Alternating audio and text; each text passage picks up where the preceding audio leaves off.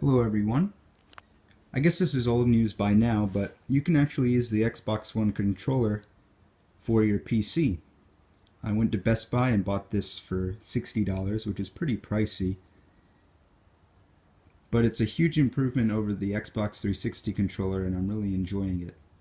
Now, a lot of true PC gamers would say just use the mouse and keyboard, and I agree with that, but I've gotten in the habit of using a controller for some titles like Dark Souls and Watch Dogs, and figured it was time to upgrade and check out the Xbox One controller because all I have is the 360.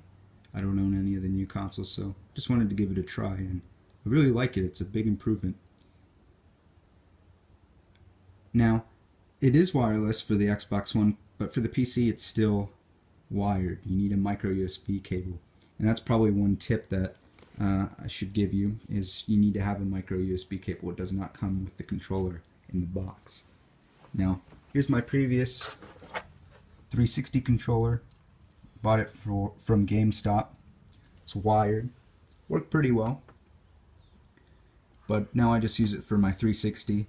I do have the stock 360 controller, but I haven't felt like buying AA batteries, so I've just been using this. But let's get over here to the Xbox One controller. So it looks really nice. It feels a lot better when you're holding it. It's more comfortable, and the D-pad is much improved. And I like the analog sticks. You can get a better grip on them. Now, one downside I think is the bumpers. Just kind of have to reach around and click them a bit harder. I find that they're not as responsive as the previous 360 controller, but they're still pretty good. And overall, it's a lot better. Here is the micro USB cable that I'm using. Now, I went home, I unboxed it, and to my surprise there wasn't a micro USB cable included. I guess they expected you to use the one that came with your Xbox One. So I had to go back. I didn't go back to Best Buy because I didn't want to look like an idiot. So I went to Radio Shack, which is pretty much just across the parking lot. And I found this for $12.99. It's retractable. So I figured it'd be a lot easier for cable management. And here it is here.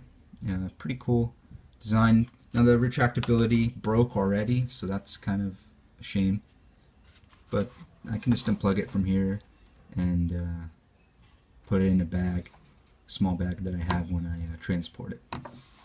So if you have it, if you have the controller and you have your micro USB cable, all you need to do is search Xbox One controller, PC drivers, and click the first link at the top, support.xbox.com.